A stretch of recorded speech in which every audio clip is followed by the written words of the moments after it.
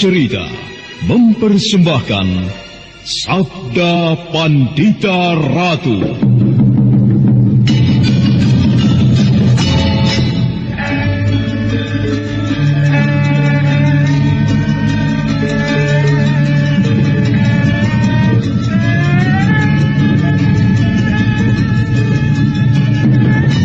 Kureguk anggur Mahadewa, kucicipi madu sabdanya. Bumi kuremas dalam genggamanku, matahari dan rembulan kutelan dalam perutku. Apakah mungkin aku akan menjadi bunga yang bisa kau petik dan kau sunting? Sementara jika layu, akan kau campakkan begitu saja, seperti cermin retak yang tak berharga.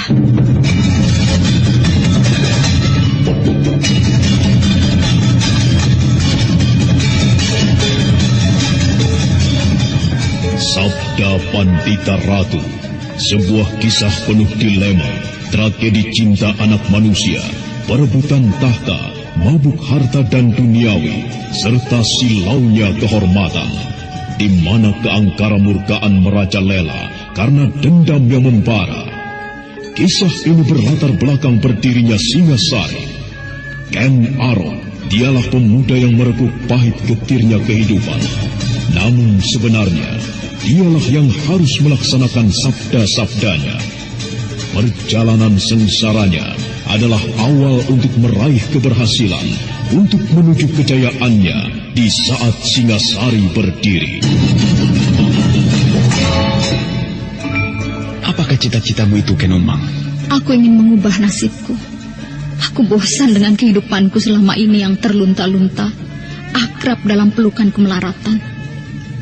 Kadangkala aku berangan-angan, aku adalah seorang istri dari Patih. Bahkan lebih gila lagi, aku berangan-angan, andai kata aku adalah seorang permaisuri, maka akan terhapus semua masa silamku, terhapus lenyap, tidak bersisa semua kenangan buruk yang kumiliki. Itulah cita-citaku, Kakang Ken Arok. Bagaimana dengan kau, Kakang? Aku ingin menjadi seorang raja.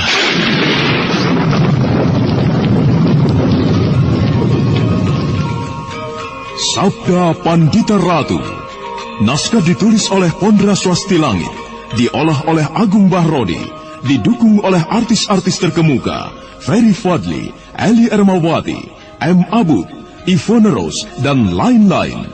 Teknik dan montase Ibing Arifin, dengan sutradara Dian Pertiwi.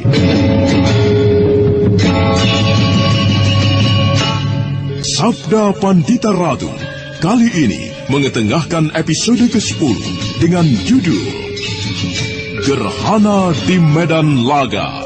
Dengan para pemain, Arya sebagai Macan Kroda, Chris Uspon sebagai Rudra Bondo, M. Abud sebagai Ken Arok, Edi Dosa sebagai Kebo Ijo, Lili Nur Indasari sebagai Ken Umang, Heris Tiono sebagai Kertajaya, dan Asdi Suhastra, pengantar cerita. Rudra Bondo terkejut ketika ada orang yang memanggil namanya.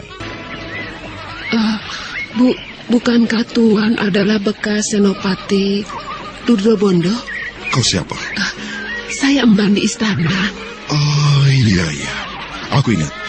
Saya ke pasar ini memang sengaja mencari Tuan. Apa?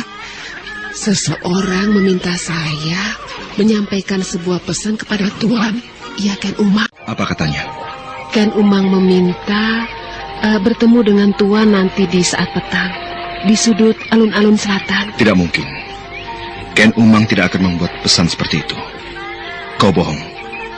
Pasti orang lain yang menyuruhmu. Begini, Tuan. Ia menyampaikan pesan yang lain pula. Katanya, angin bertiup dari lembah Kengarai. Bagus. Sekarang aku percaya. Apakah pesan lainnya lagi, Mbak Yumban? Tidak ada, Tuan. Hanya itu. Baik. Kalau begitu, kembalilah. Katakan kepadanya bahwa pesannya telah aku terima. Apa yang dikatakan oleh Ken Arok ternyata benar. Ken Umang telah mengirimkan kalimat sandi yang jika diartikan, ia membutuhkan pertolongan. Ia berada di dalam bahaya. Tetapi mengapa ia masih mengirim pesan ingin bertemu di alun-alun selatan? Sebuah jebakan, Kakang. Tentunya Ken Umang tengah diawasi oleh orang lain ketika menyampaikan pesan itu. Atau ia berada dalam keadaan yang sangat terpaksa karena tidak ada pilihan lain lagi. Pesan untuk bertemu di alun-alun selatan itu harus kita abaikan. Sedang pesan yang sebenarnya adalah angin bertiup dari lembah ke ngarai. Meski Tumenggung Ranapatma berada di sana, menyaksikan Ken Umang harus mengucapkan kalimat sandi. Orang itu tentu tidak akan mengetahui apa artinya. Lalu, apa yang harus kita lakukan, Kakang? Ken Arok. Bukankah ia adalah kekasih dewa-dewa yang mempunyai kemampuan kanuragan tinggi tak terkirakan? Ken Arok nampaknya tergila-gila kepada kecantikan Ken Umang. Tugas Ken Arok untuk menyelamatkannya. Rudra Pondo dan Macan Kroda segera memberitahu Ken Arok dan Kebo Ijo. Di saat yang sama pula, setelah emban melapor kepada Kebo Dampit segera menghubungi Tumenggung Ranapatma. Bersama-sama disusunlah jebakan untuk menangkap bekas Senopati Rudra Pondo yang paling diburu oleh keprajuritan Kediri. Apakah kau benar-benar merasa yakin dengan apa yang sedang kita kerjakan ini, Kebo Dampit? Jika tidak terjadi kekeliruan, saya yakin Gusti Tumenggung. Kecuali jika Lintang Panjersore berhati sekecil menir dan bermaksud mengorbankan Ken Umang. Di saat itulah ia berpikir, tidak perlu datang ke tempat ini. Rasanya tidak mungkin. Ia pasti akan muncul. Petang segera berlalu, Kebo Dampit. Tetapi mana dia? Oh, aneh juga. Apakah Ken Umang mempermainkan aku? Jika ternyata Lintang Panjersore, si Rudra Pondo itu tidak muncul, maka kau telah merepotkan aku, Kebo Dampit. Kebo Dampit dan Tumenggung Ranapatma tersentak. Para prajurit yang melakukan baris pendem juga terkejut, dan karenanya mereka justru menjadi gaduh. Kebo Dampit seperti tidak kuasa menahan kemarahannya ketika melihat anak panah telah menancap di dada salah seorang prajuritnya, menggeram seolah akan meremukkan batu sebesar gajah sekalipun.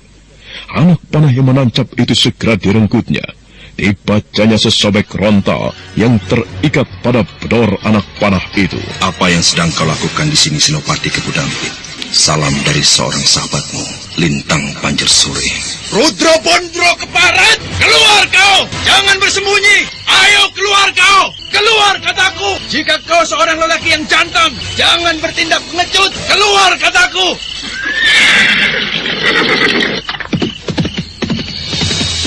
Kejar! Kejar orang itu! Dengan apa kita akan mengejarnya, Kebo Dampit? Demi tetean! Apa yang akan kita lakukan, Gusti Tumenggung? Ada yang belum terungkap dari persoalan ini. Iya, aku sangat merasakannya, Gusti Tumenggung. Jika demikian, ambil langkah terakhir. Ken Umang harus dilenyapkan. Aku akan ke istana dengan menggunakan kereta tertutup yang tidak begitu menarik perhatian. Dengan kereta itu, Ken Umang dibawa keluar ke rumahku. Jika Baginda merasa kehilangan perempuan itu, kau harus menyiapkan sebuah cerita. Baik, Gusti. Aku sependapat. Maka di malam itu, ketika Baginda sibuk bercengkerama dengan wanita-wanita kelangenannya, tanpa menarik perhatian, sebuah kereta yang tertutup dibawa masuk ke halaman samping pendopo Pasewakan. Dan tanpa sepengetahuan Baginda Kertajaya, Ken Umang diseret ke dalam kereta tertutup. Lepaskan aku! Lepaskan! Ternyata kau benar-benar seorang perempuan ular, Ken Umang. Kau culas. Kau berani membohongi aku. Kau harus mendapatkan hukuman. Baginda akan marah kepadamu. Baginda akan menggantungmu di alun-alun. Baginda tidak akan peduli dengan nasib. Kau hanya seorang emban yang tidak bernilai apa-apa baginya. Nah, ayo ikut aku. Dan jangan berteriak. Kalau kau tidak ingin keris ini kubenamkan di dalam perutmu. Lepaskan aku. Aku akan berteriak. Kurang ajar. Sekali pukul pada tengkuknya, Ken Umang tidak sadarkan diri. Senopati Kebo Dampit segera memangkul tubuh yang tak berdaya itu di pundaknya dan bergegas menuju kereta yang telah siap di samping halaman Pasewakan. Tak berapa lama kemudian, kereta tertutup itu telah berderap meninggalkan halaman istana Kediri. Prajurit, Saya Gusti Tumenggung. ambil seember air. Siramkan pada wajahnya. Baik Gusti Tumenggung.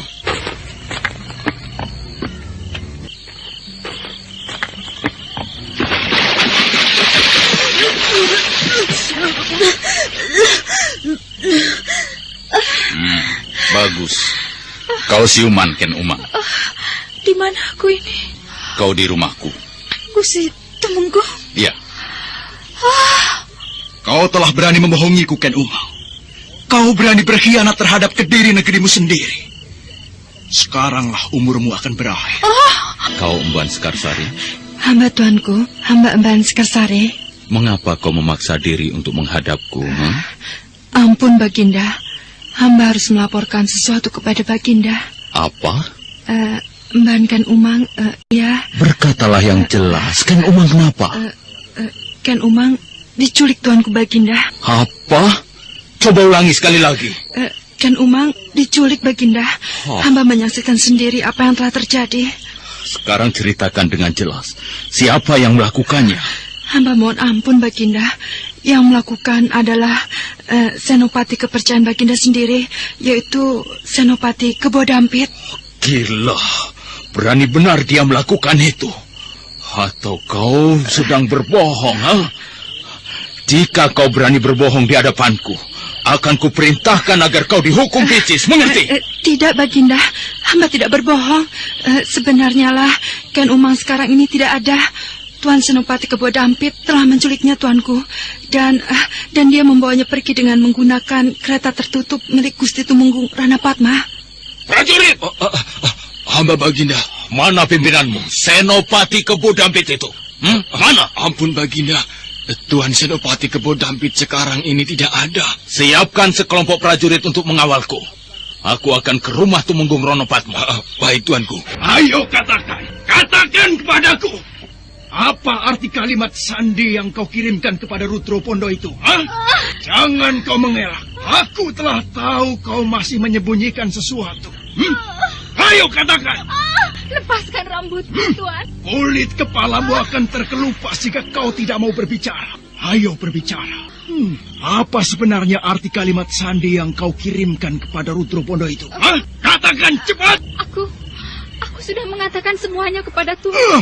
Tetapi mengapa Tuan marah padaku? Setan nalas. Masih mencoba ingkar kau. Lepaskan rambutku, Tuan. Ken Umang, lebih baik kau mengaku saja. Ceritakan secara jujur kepada kami berdua. Mungkin kami akan memaafkan. Apalagi yang bisa saya ceritakan, Gusti Tumenggung? Saya tidak mengetahui lainnya. Semua yang sudah saya ceritakan, hanya itulah yang saya ketahui. Kebodampit, periksa dia sampai mengaku. Baik, Gusti. Nah, sekarang hanya kita berdua yang berada di ruangan ini, Ken Umang. Jangan pernah kau bermimpi bakal ada orang yang akan menolong. Apapun yang akan kulakukan, tidak akan tercegah. Maafkan aku, Tuan. Aku sudah mengatakan apa yang ku ketahui kepada Tuan. Tidak ada lagi lainnya yang aku mengerti. Mengapa Tuan ingkar janji? Ingkar janji apa? Bukankah Tuan mengatakan akan membiarkan saya mengabdikan diri kepada Baginda? Bukankah Tuan berjanji tidak akan mengusik saya? Jika itu kubiarkan, maka akan semakin banyak dan terus mengalir rahasia-rahasia yang bisa kau sadap dari pembaringan Baginda dengan menukar kehangatan tubuhmu yang indah itu. Kau memang cantik, Ken Umang. Tubuhmu sintal, padat dan berisi. Namun sayang sekali jika hanya Baginda yang bisa menikmati tubuhmu, Ken Umang. Bagaimana kalau aku perintahkan kepadamu untuk melepas bajumu, dan kau telanjang di hadapanku? Ayo lakukan. Tidak, aku tidak mau. Ayo lakukan perintahku. Tidak. Lepas semua pakaianmu, Ken Umang. Jangan. Ayo. Jangan, lepaskan aku. Apakah aku yang harus melakukan, Ken Umang? Ayo, lepas pakaianmu. Siapa kau? Singa liar dari padang karautan. Kebodampit sangat terperanjat ketika tiba-tiba dinding di belakangnya jebol. Debu mengepul sesaat, dan ketika debu mereda, nampaklah seorang pemuda yang memiliki tatapan mata tajam mengerikan. Detak jantung Kebo Dampit serasa berlari ketika mendengar desis pemuda itu bagaikan seekor singa.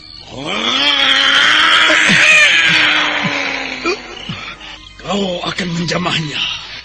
Matilah kau di tanganku.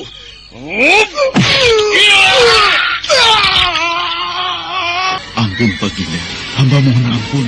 Hamba tidak tahu jika Baginda tiba-tiba berkenan berkunjung. Apa yang kau lakukan terhadap Ken Umang, ha? Apa yang kau lakukan terhadap Ken Umang? Seorang emban telah melapor kepadaku bahwa Senopati Kebo Dampit berani menculik Ken Umang dan membawa keluar dari istana dengan menggunakan kereta milikmu. Kereta itu sekarang ada di halaman. Berarti Ken Umang berada di sini. Ampun Baginda, izinkanlah hamba menjelaskan apa yang sebenarnya telah terjadi. Cukup! Kau tentu akan mengarang cerita tentang Ken Umang. Aku lebih tahu siapa itu Ken Umang. Jika kau berani melukainya, atau jika Kebo Dampit berani berbuat kurang ajar kepadanya, tanganku sendiri yang akan menjatuhkan hukuman cambuk di tubuhnya. Mana Ken Umang sekarang? Jawab! Baiklah Baginda, Ken Umang memang berada di sini. Dan apa yang kau lakukan terhadapnya? Hah? Kau dan Kebo Dampit berani menjamah tubuhnya? Tidak Baginda, kami hanya bermaksud mendapatkan keterangan yang lebih jelas tentang Senopati Rudro Bondo. Ken Umang ternyata bisa bercerita tentang Rudro Bondo. Omong kosong!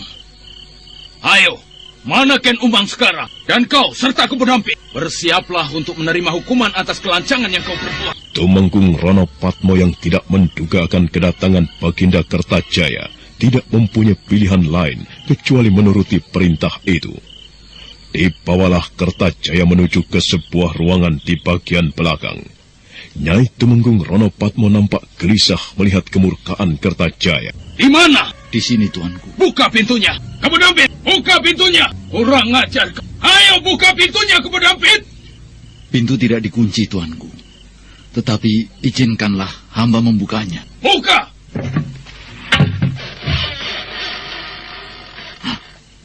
Kebo Dampit. Tumenggung Rana Patmo dan Baginda Kertajaya serta beberapa prajurit yang mengiringi sangat terkejut melihat apa yang berada di ruangan itu. Ken Umang tidak ada. Yang ada adalah Kebo Dampit yang tergeletak dan sudah tidak bernapas lagi. Sementara darah meleleh dari hidung dan telinganya. Apa yang terjadi, Tumenggung Rana Patma? Hamba tidak mengerti tuanku. Baru saja hamba meninggalkan mereka. Sungguh, hamba tidak mengerti dengan apa yang terjadi. Dinding jebol. Mana Ken Umang? Mana dia? Ampun Baginda, hamba akan memerintahkan para prajurit untuk melakukan pengejaran. Lihat itu. Darah. Tulisan dari darah. Pantatmu telah letih duduk di dampar kencana Baginda, padang karautan. Gila! Siapa yang berani melakukan itu, Rana Patma? Siapa yang berani melecehkan aku? Siapa Rana Patma? Ampun Baginda, hamba akan memerintahkan beberapa orang prajurit untuk segera mengejarnya. Cepat lakukan itu, sebelum ia terlalu jauh membawa Ken Umang. Pendebah keparat, setan alas, jin pribrayanga. Baginda Kertajaya sangat murka. Tumenggung Rana Patmo yang meski kebingungan dengan cepat segera memerintahkan sekelompok prajurit yang telah siap untuk menebar memburu pembunuh Senopati Kebo Dampit. Tetapi meski seluruh kota diaduk oleh kelompok prajurit, namun pembunuh yang meninggalkan tulisan berdarah itu tidak ada jejak bekas-bekasnya. Bagaimana Rana Patma? Ampun Baginda, pembunuh itu masih belum ditemukan. Dan Ken Umang? Bagaimana dengan Ken Umang? Ken Umang juga belum ditemukan. Namun semua prajurit tetap melakukan pengejaran sampai mereka berhasil ditemukan, Baginda. Keparat! Baru kali ini aku dilecehkan orang sedemikian rupa. Dan kau Rana Patma, kau yang lancang telah berani menculik Ken Umang dari istana. Inilah akibatnya. Sekarang kau melihat akibatnya, ha? Ampun Baginda, hamba mohon ampun. Hamba tidak mengelak. Dan hamba juga tidak lari dari kenyataan bahwa ternyata hamba tidak mampu berbuat banyak. Jika diperkenankan, hamba akan menyerahkan tugas yang hamba pikul. Gila! Apa maksudmu? Maksud hamba sudah jelas, tuanku. Hamba ternyata tidak mampu melaksanakan tugas yang tuanku bebankan kepada hamba dengan sebaik-baiknya. Bahwa untuk sebuah persoalan kecil, mata-mata yang telah menyusup ke dalam istana Kediri Akan tetapi ternyata hamba tidak mampu mengatasi. Hamba khawatir untuk persoalan yang lebih besar, perang antara Kediri dan Ganter, hamba tidak akan bisa melaksanakan sebaik-baiknya. Mungkin tuanku bisa melimpahkan kepada orang lain yang lebih mampu dari hamba. Aku kecewa kepadamu, Temenggung Ranapatma. Aku kecewa mengapa aku dikelilingi oleh orang-orang yang tidak berguna. Aku meragukan kesetiaanmu, Ranapatma. Jika memang itu soalnya, maka aku pun akan mempunyai sikap yang lain pula. Nah, bagaimana? Tuan, menurut hamba, kesetiaan hamba pada paduka tuanku tidaklah bergeser secuil pun. Tetapi apakah yang bisa hamba lakukan untuk mengajar Ganter yang telah berani balelo? Jika semua gerakan, semua rencana penyerangan yang mestinya menjadi rahasia, ternyata bukan rahasia lagi. Ganter telah mengetahui rencana penyerangan yang akan berlangsung bulan purnama mendatang. Ganter tentu menyiapkan diri dengan sebaik-baiknya, tuanku.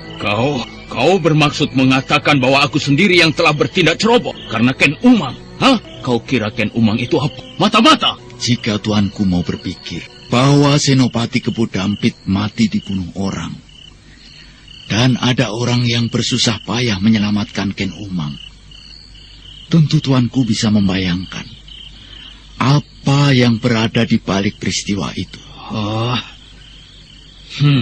Sebenarnya lah tuanku, Ken Umang adalah mata-mata. Ia telah mengakuinya sendiri di dalam pemeriksaan. Berdasarkan cerita Ken Umang, kami menjebak Rudro Pondo yang kemudian tidak berhasil. Rudro Pondo? Benar tuanku, Rudro Pondo. Tentu tuanku tidak akan pernah melupakan orang itu. Rudro Pondo telah berada di Kediri kembali. Ia tidak lagi menggunakan nama Lintang Panjersori atau menyusup sebagai seorang senopati yang menjabat pimpinan pengawal istana. Cukup! Cukup! Hamba mohon ampun tuanku, jika hamba harus menyampaikan kenyataan yang sebenarnya, yang mungkin terasa sangat menyakitkan. Wajah Baginda Kertajaya nampak merah padam.